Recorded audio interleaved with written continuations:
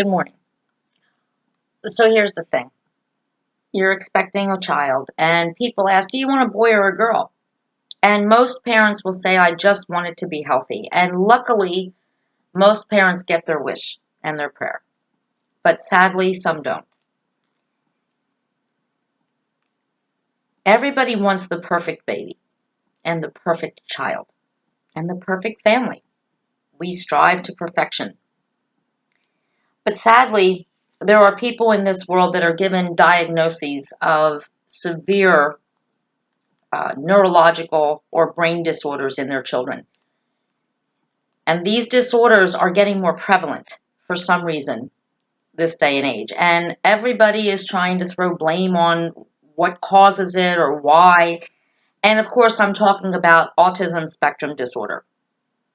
And there are so many mysteries about autism because there's such varying degrees of autism. There are autistic children out there who become completely normal college graduates. They hold jobs. They live on their own. They get married and have families. Asperger's disease is something that is a form of autism where we see actors on television with real actors in real life they have Asperger's and they play Asperger's patients on the show.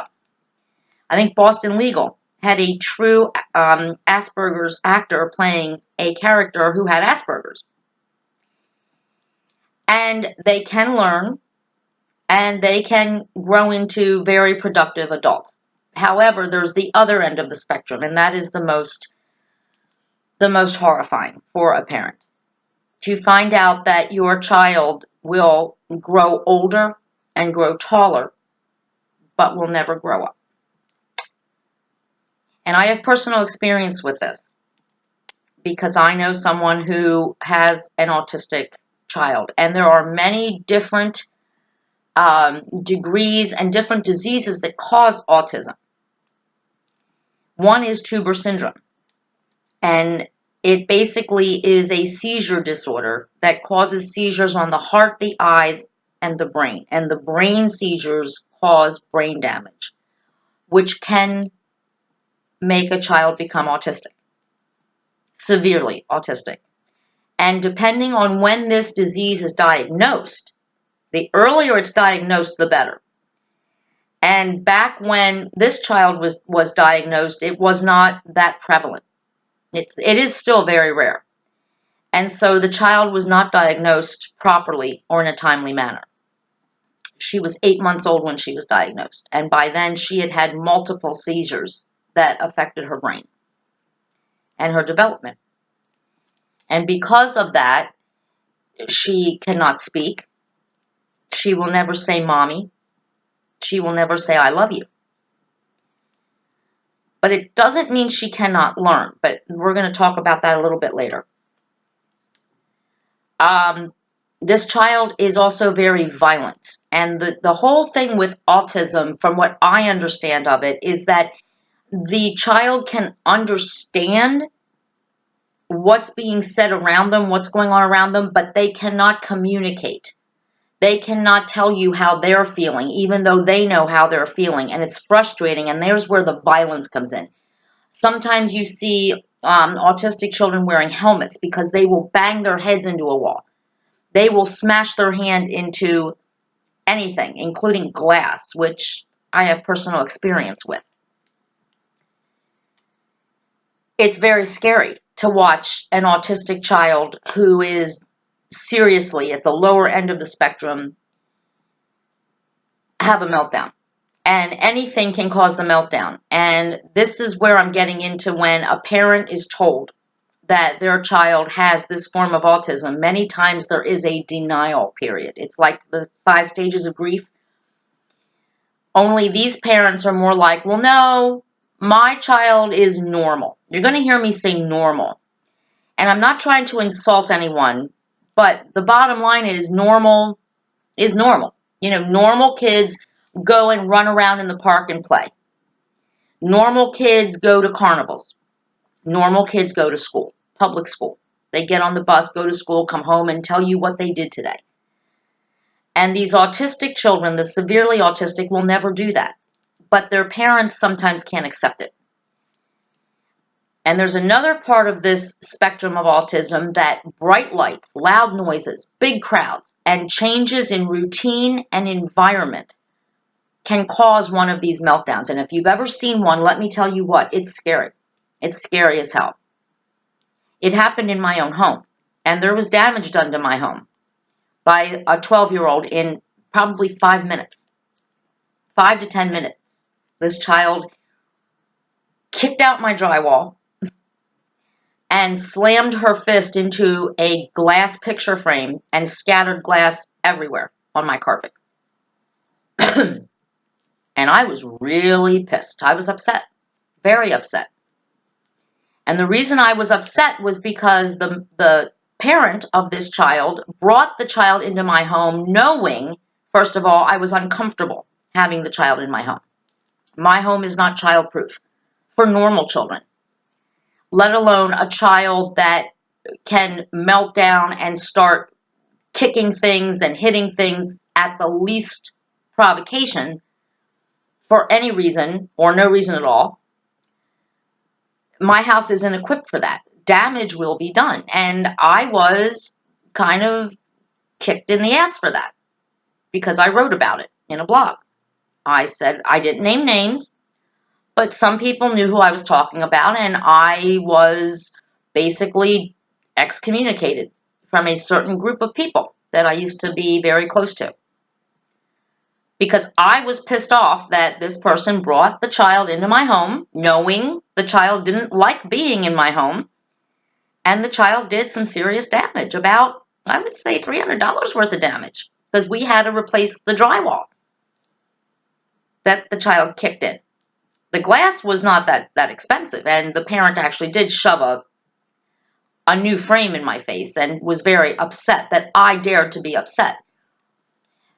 But my point is, the reason I was upset is because you cannot assume, just because you want your child to experience normal things and you want to experience normal things with your child, that it's going to work out.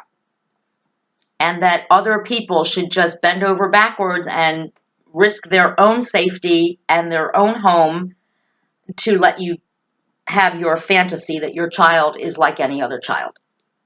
Because they're not. And I have a dog that I love very much. And for 3 days after this incident happened, I was still picking up small pieces of glass in the carpet that my dog could have stepped on and been injured. It's a miracle the child didn't injure themselves when they slammed their fist into that picture frame. Parents have a mourning period. And then you have the good old dads.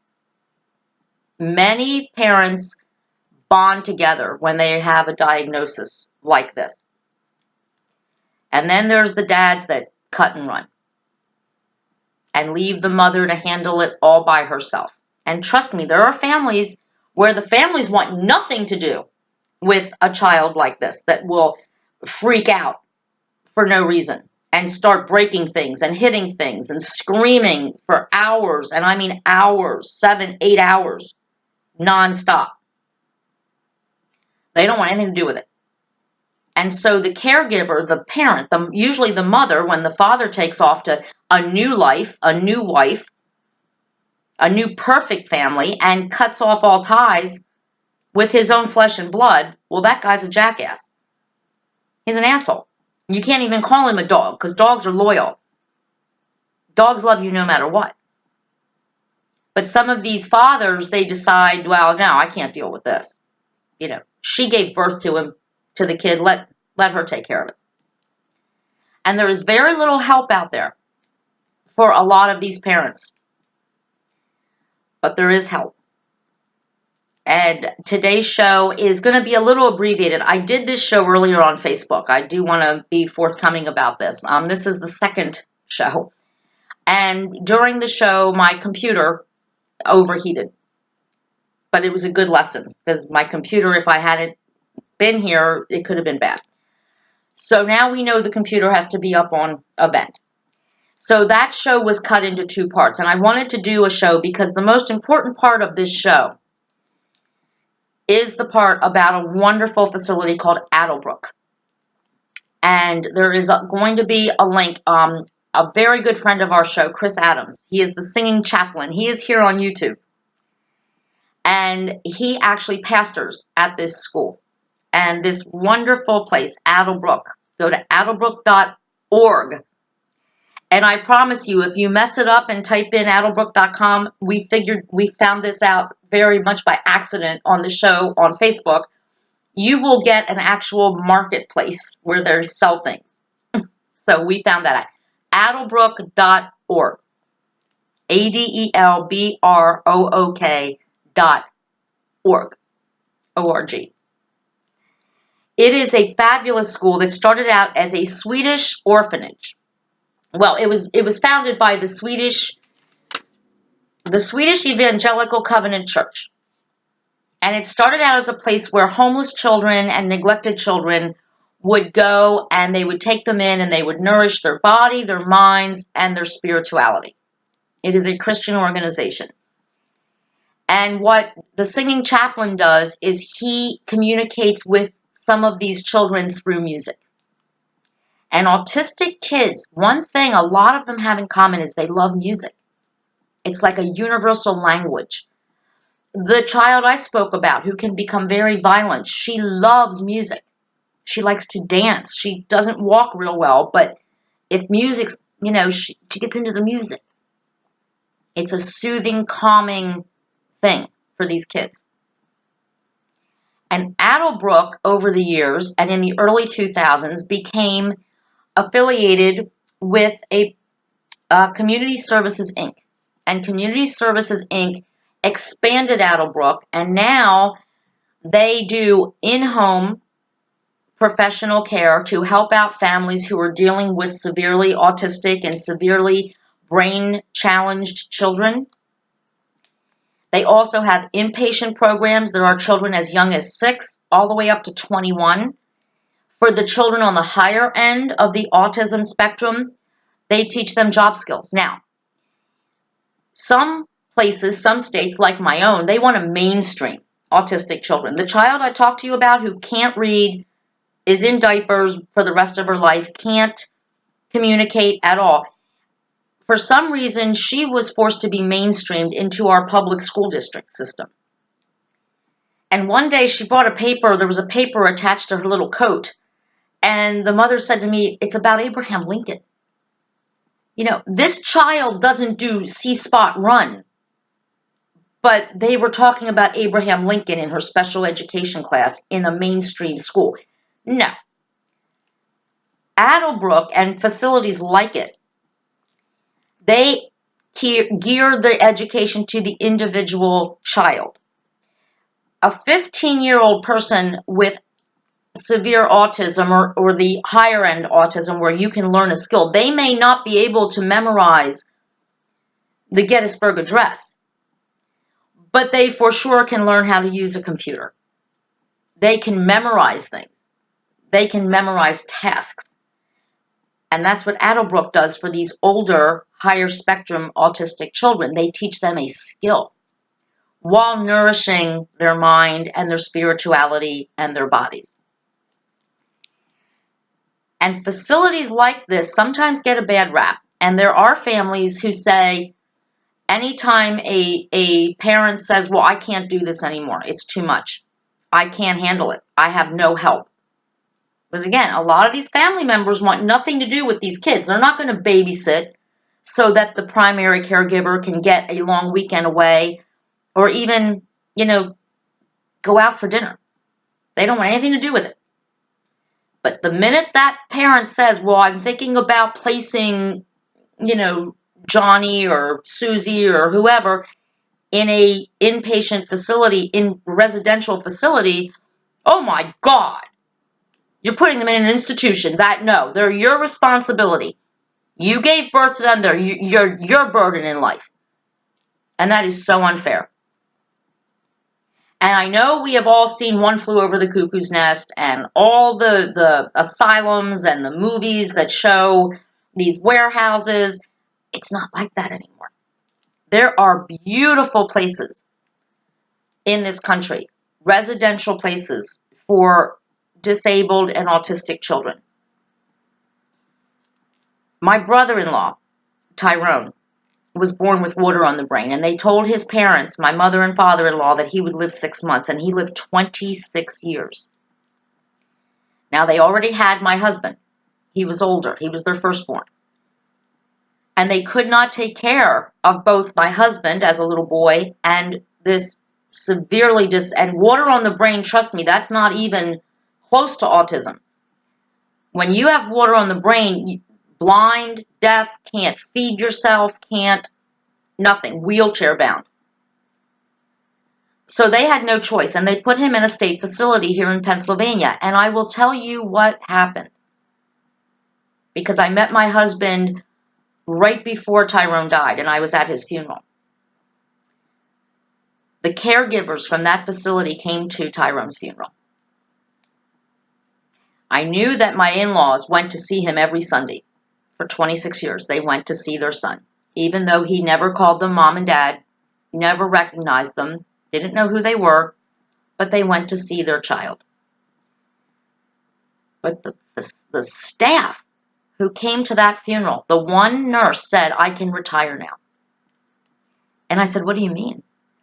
And here she had been taking care of my brother-in-law, Tyrone, for over 20 years. She said, "I felt like he was mine. And I could not retire and leave him. I needed to take care of him to the end." I thought that was lovely, because here's the thing. When we talk about accepting imperfection, here was this beautiful, good-looking man, but his brain was so badly damaged. And water on the brain, again, just like autism, it's genetic. It's just something that happens. Now, my mother-in-law went on and had another baby boy, and my other brother-in-law is perfectly normal, like my husband is. But Tyrone was born with water on the brain. And at that time, there were no tests for it. But what I keep thinking about Tyrone is that he had love in his life and acceptance in that beautiful facility that he was in. And I don't know the name. I should have asked my in-laws. I didn't tell them I was going to do the show on this today. But the fact that not only did his parents show him love by visiting him every Sunday, but he had the love of that caring staff every single day of his life. And even at his funeral, they traveled from they traveled about an hour and a half to come and pay their last respects to Tyrone. So if any of you out there are thinking that a residential facility is somehow throwing away your child or giving up your responsibility, that's not true. Asking for help is nothing to be ashamed of, but needing help and not getting it, and then doing things that are detrimental to your disabled child because you're trying to pretend they're normal and they can go anywhere and do anything even though they can't, and then bad things happen, like this rift I have now with this person I loved like a sister and I haven't spoken to in 5 years. You don't want that to happen. It's not worth it. And believe me, these children are more comfortable in a situation that is, first of all, regimented, it's routine, and they have medical professionals there. And in most cases, when a child is placed in this kind of a facility, the parents see changes in their behavior. They see less of the meltdowns and more calm. And I'm going to end with this. If you want to see the whole full show that I did this morning, you can go to my page at Facebook, Paula Kling Luciano on Facebook. But it is in 2 parts. So I thought I would do a whole part. But I do want to end with this, and it is about Addelbrook and about my dear friend Chris Adams, the singing chaplain, who you can find right here, and singingchaplain.com. I was on the phone with him recently when he was pastoring at Addelbrook. And he was so calm with these children. He had a classroom full of children, and I called him. And I heard him say, I'm just going to take this call real quick. He didn't say, shut up, I'm on the phone. He was like, very calm, very quiet. Let's be quiet voices. I'm on the phone. 1 second. And the kids were awesome. They were so quiet. And they listened to him. Because they knew when he hung up the phone, they were going to get to do their music. And they're praising the Lord through music with their singing chaplain. That's impressive. So, Chris, I know you're going to see this, and you may even share it with all your students up there at Addelbrook. Political Paula says hello. I love you guys with my Sharpie. I'm really glad you're at Addelbrook and that you can be with the singing chaplain and praise the Lord through his music. And you know, everybody is a little imperfect, including myself. God doesn't make mistakes, people do. And perhaps I did make a mistake with the person I haven't spoken to in 5 years. Maybe I could have been a little more understanding. But I at least can admit that I am imperfect. And it is not a perfect world. So anybody out there who wants a perfect anything, you're not going to get it. But there's always a chance to ask for help and make your world better. So, to all the kids at Addelbrook, Political Paula says love shows and grows. And this imperfect person loves you perfect kids. Political Paula, out.